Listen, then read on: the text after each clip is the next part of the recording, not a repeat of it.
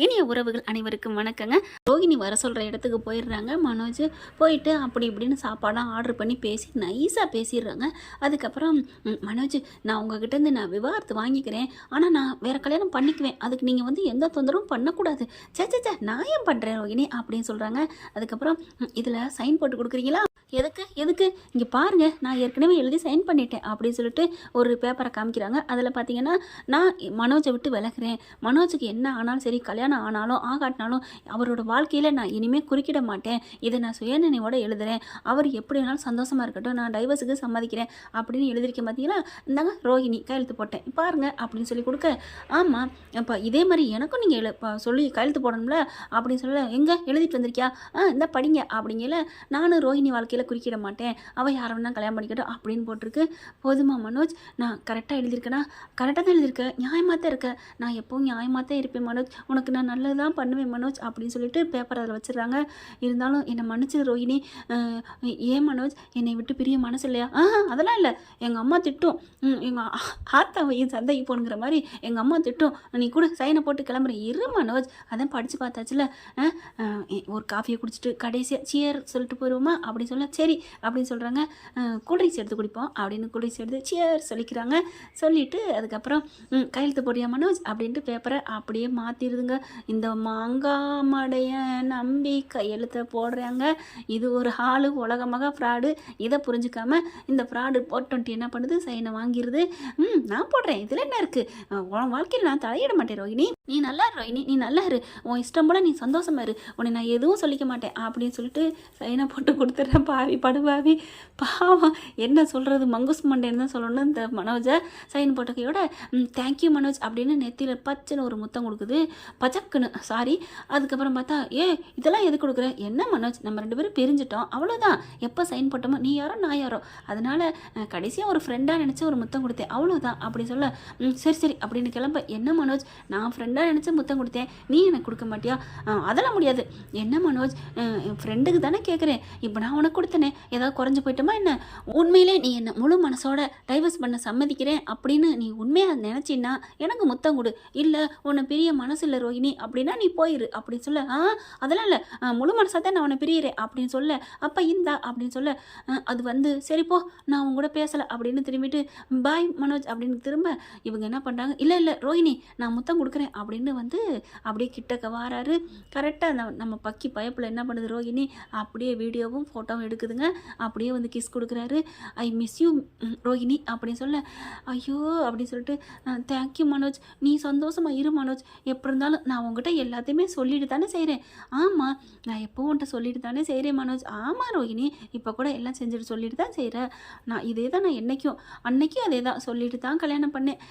நீ பிரிஞ்சுப்போ, இவர் என்ன நினைக்கிறாரு, டைவர்ஸ் பண்ணதே நினைப்பா இருக்காரா, அதனால் சரி ரோஹிணி நான் பாய் அப்படின்ட்டு போகிறாங்க. போடா மவனே உனக்கு இருக்கடா கச்சேரி அப்படின்னு நினைக்கிறாங்க. அடுத்து ஃபோனை பண்ணிக்கிட்டு, என்ன ஆண்டி நாளைக்கு கச்சேரிக்கு ரெடியா அப்படின்னு சொல்ல, வாயேடி ஃபோனை, நீ ஓன் ஃபோன் செஞ்சால் நான் பண்ணி எடுத்துருக்க மாட்டேன்டி, பார்க்கல வேற பார்க்கலடி, அவசரத்தில் நானே இங்கே டென்ஷன் இருக்கேன், அந்த டென்ஷன் ஏற்படுத்தினது நாங்கள் தானே அப்படின்னு நினைக்கிது ரோஹிணி. அடுத்து கோர்ட்டுக்கு வாடி என் புள்ள அங்கே சொல்லுவாண்டி நீ வேணாண்டு, சொல்லட்டு பார்த்துக்கலாம் எப்படி சொல்கிறான்னு நானும் பார்க்குறேன், என்ன இவ்வளோ தைரியமாக பார்லரமாக பேசுதே அப்படின்னு இங்கே முத்து சொல்ல, பயங்கரமான சவுண்டு நடக்குது வீட்டில். சத்தியம் பண்ணுறா, கற்பூரை தனிச்சு சத்தியம் பண்ணுறா, அந்த ரோஹிணி வேணான்னு சொல்லுவேண்டு கண்டிப்பாக அப்படின்னு அடித்து சொல்லிடுறாரு. நான் முக்கியமான வேலையெல்லாம் பண்ணிட்டு வந்திருக்கேம்மா, என்னடா சொல்கிறேன், இந்த மாதிரி நடந்ததை சொல்ல, அட பாவி மனசா அப்படின்னு அடின்னு அடிக்கிறாங்க. அம்மா ஏமா என்ன அடிக்கிறான், நான் நல்லதானம்மா பண்ணிட்டு வந்திருக்கேன் பாருமா அப்படின்னு சொல்லி அவள் சைன் போட்டு கொடுத்துருக்காமா. என்னடா சைன் போட்டு கொடுத்துருக்கா, உன் வாழ்க்கையில் தொந்தரவு பண்ண மாட்டேன்னு சொல்லியிருக்கா, ஆனால் நீ என்னன்னு எழுதி கொடுத்து, அதுவும் அதே மாதிரி தான் எழுதி இருந்துச்சு, ஆனால் நீ சைன் போடையில் அவள் மாற்றிருப்பாளே அப்படின்னு முத்து கரெக்டாக கண்டுபிடிச்சி சொல்கிறாரு. இல்லை நான் மாற்றவெல்லாம் இல்லை, கரெக்டாக அவள் எழுதியிருந்தா, அவள் வாழ்க்கையில் நான் தலையிட மாட்டேன்னு சைன் போட்டு கொடுத்தேன், போட்டானா போச்சு, முடிஞ்சு போச்சு சோழி முடிஞ்சிச்சு. நீங்கள் முத்து தவிக்கிறார் கடந்துக்கிட்டு, அதெல்லாம் ஒன்றும் இல்லை, நான் உறுதியாக சொல்லிடுவேன் அவள் எனக்கு வேணாண்டு அப்படிங்கிறாங்க. கோர்ட்டுக்கும் போகிறாங்க. கோர்ட்டில் போயிட்டு கேஸ் நடந்துட்டுருக்கு. பார்த்தீங்கன்னா எனக்கு இந்த பொண்ணு வேணாம் அப்படிங்கிறாங்க. என்னம்மா நீ என்னம்மா சொல்கிற, எனக்கு ஒரு மனோஜ் வேணுங்க. ரோஹிணி நேற்று நீ என்ன சொன்ன, நான் வேணாம் நான் சைன் போட்டு கொடுத்துட்றேன் நீங்கள் நல்லா இருக்குன்னு தானே சொன்னேன், நான் எப்போ மனோஜ் சொன்னேன் அப்படின்னு சொல்ல, இந்த பாரு போட்டு கொடுத்துருக்கல அப்படின்னு சொல்ல, நீ போட்டிருக்க இங்கே பாரு அப்படிங்கிறாங்க. இது எப்போ எழுதுனா நீ போட்டு கொடுத்துருக்குற, நமக்கு அடிக்கடி சும்மா சும்மா பிரச்சனை வரும், இதெல்லாம் இல்லை யுவர் ஆனர், அவர் எழுதி கொடுத்தது இங்கே பாருங்க அப்படின்னு காமிக்கிறாங்க. பார்த்தா என்ன ஆனாலும் சரி ஏதானாலும் சரி எங்கள் அம்மாவே சொன்னாலும் சரி நான் உன்னை விட்டு கொடுக்க மாட்டேன் ரோஹிணி அப்படின்னு சொல்லி அவர் எழுதியிருக்காரு. எழுதிட்டு சைனும் போட்டு கொடுத்துருக்காங்க. இது என் சுயநினைவாக நான் எழுதுறேன் அப்படின்னு சொல்லிட்டு நீதிபதி பார்க்குறாங்க. என்னம்மா இது, என்னம்மா கிருஷ்ணாராம் உன் ஆள் என்ன இப்படி சைன் போட்டு கொடுத்துருக்காரு, ஐயோ இவங்க எப்போ சைன் வாங்கினதா இவங்களாம் ஃபுல்லாக பண்ணிட்டாங்கம்மா சார் அப்படின்னு கிருஷ்ணாராம் சொல்கிறாங்க. அதெல்லாம் இல்லை, இவர் நேத்தான் எழுதினார், தேதியை பாருங்கள் பத்திரத்தை பாருங்கள் அப்படிங்கிறாங்க. எல்லாம் கன்ஃபார்மாக இருக்குது, விஜயாவுக்கு வைத்த கலக்குது. அடுத்து பார்த்தா இன்னொரு ஆதாரம் தர்றேன் அப்படின்னு சொல்லிட்டு அந்த வீடியோவையும் ஃபோட்டோவையும் காமிக்கிறாங்க. பார்த்தா அழகாக கிஸ் கொடுத்த வாக்கில் இருக்காரு. என்னடா நடக்குதுங்க அப்படின்னு சொல்ல எல்லாத்தையும் காமிக்கிறாங்க. பார்க்குறாங்க. இனி ஒன்றும் பண்ண முடியாதுமா, உன் ஆள் க்ளீன் போல்ட் ஆகிட்டாரு, அந்த பொண்ணு மேலே உயிராக இருக்காரு, அப்புறம் ஏன் நீங்கள் தடுக்க நினைக்கிறீங்க, பிரிக்கிறீங்க? எப்பா மனோஜ் நீ பொண்டாட்டி கூட வாழ்றியா? ஐயோ இல்லைங்க, அவள் வாழ மாட்டேன்னு டைவர்ஸ் பத்திரத்தில் கையெழுத்து போட்டு கொடுத்தா, அது மாதிரி தான் நானும் போட்டு கொடுத்தேன், எனக்கு இப்போ வேணவே வேணாம் அப்படின்னு சொல்லி பயங்கரமாக ஒத்தக்கல்ல மனோஜ் நிற்கிறாங்க. இவர் என்ன இப்படி பேசுகிறாரு, பிறண்டு பேசுகிறாரு, இப்படிப்பட்ட மனுஷன் எப்படி அந்த வீட்டில் இருக்கிறீங்க? என்னங்க நடக்குது? படித்த அறிவாளிங்கிறாங்க, ஆனால் பேசுறது பூரா அறிவாளி மாதிரி தெரியலையே. ஏயா என்னையா நீ ஒரு நிலையா நிற்க மாட்டியா அப்படின்னு கேட்க, இல்லைங்க நான் நல்லா தாங்க நிற்கிறேன், நான் என்ன ஒன்று நிற்கிறதுல என்ன இருக்குது, நான் நல்லா தான் நிற்கிறேன் அப்படின்னு சொன்னோன்னே எல்லாரும் சிரிக்கிறாங்க. முத்து தலையில் அடிச்சுக்கிறாரு. டேய் அவர் நிலையா நிற்கிறேன்னு சொல்கிறது வேற, ஆனால் இவன் என்ன ஐயோ அப்படிங்கிறாங்க. நீதிபதிக்கே சிரிப்பும் வருது கோபமும் வருது. யோ என்னையா என்ன கிருஷ்ணாராம் உங்கள் ஆள் காமெடி பீஸாக இருப்பார் போல இருக்கே, மன்னிக்கணும் இவரான, அதனால தான் இந்த அம்மா பயங்கரமாக வச்சு செய்து, அவருக்கு எதுவுமே தெரியாதுங்க, அவர் எடுப்பார் கைப்பிள்ளைங்க. ஓ அப்போ நீங்கள் சொல்கிறதே இப்படி எடுத்துக்கலாமா, அப்போ அவங்க அம்மா எடுப்பார் கைப்பிள்ளையா இருக்கிறாரோ அதனால தான் பொண்டாட்டியை வேணாங்கிறாரோ அப்படிங்கல. இல்லைங்க யாருமே இல்லை, யாரும் கேட்க வேணாம், நீங்களே தனியாக கேளுங்களேன் அப்படின்னு கேட்குறாங்க. அதாவது கிருஷ்ணாராம் சொல்ல, எப்பா என்னப்பா நான் இப்போ தனியாக கேட்குறேன், இப்போ உனக்கு ரெண்டில் முடிவு சொல்லு, உன் அம்மாவா இல்லை இந்த ரோகிணியா அப்படின்னு கேட்க அப்படியே திருன்னு முழிக்கிறாரு. விஜயா பார்க்குது.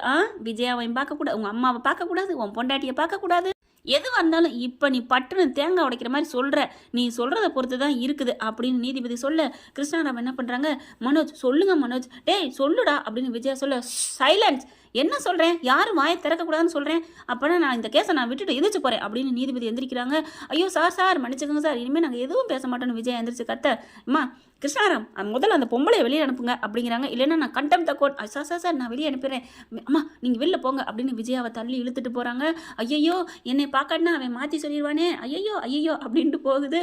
இங்கே பார்த்தா அப்படியே ரோகிணிக்கு மனசு ஃபுல்லாக சந்தோஷம், அப்பா ஆத்தா முகத்தை பார்க்குறேன்னா இவர் நம்ம பக்கம் சாஞ்சிருவாரே அப்படின்னுட்டு அப்படி பார்க்குறாங்களா. கிருஷ்ணாராம் வந்து மனோஜிட்ட, இங்கே பார்ப்பா நீ எங்களை எதுவும் கேட்க வேணாம், உங்ககிட்ட எப்படி ஏமாற்றி சைன் வாங்கினான்னு நினைக்கிறீல்ல, அப்படி என்ன சொல்லணுமோ சொல்லிக்க, இங்கே பாருங்க கிருஷ்ணாராம் நான் வந்து திடீர்னு உங்கள்கிட்ட கேட்க போகிறேன், நீங்கள் யாரும் வாயை திறக்காதீங்கன்னு சொல்லிட்டேன், நீங்களும் போங்க எல்லாரும் போங்க அப்படிங்கிறாங்க.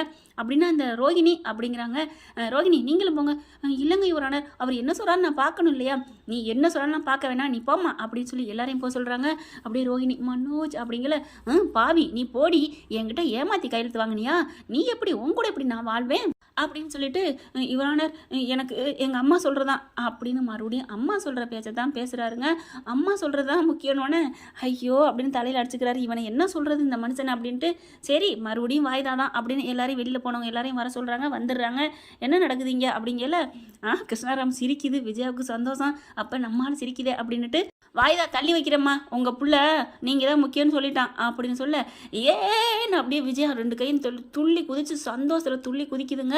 அப்படி ஒரு சந்தோஷம். மனோஜ் இறங்குறாரு, ரோஹிணி முறைக்குது, பாடி அப்படிங்கிற மாதிரி வந்துட்டு அவர் அப்படின்னு சொல்லி ஜாலியாக பார்க்க, ரோஹிணி என்னடா வச்சாண்டா ஆப்பு, இவன் பாணியிலே போய் இவனை திருப்பலான்னு பார்த்தா அப்படியே திருப்பிட்டாங்களே, அப்போ நீதிபதி பொய்யா அதுவும் கேட்டிருப்பாரோ அப்படிங்கல. அதெல்லாம் ஒன்றும் கேட்கல, எல்லாம் நியாயமாக தான் நடந்துக்கிட்டாரு நீதிபதி அப்படின்னு கிருஷ்ணாராம் சொல்கிறாங்க.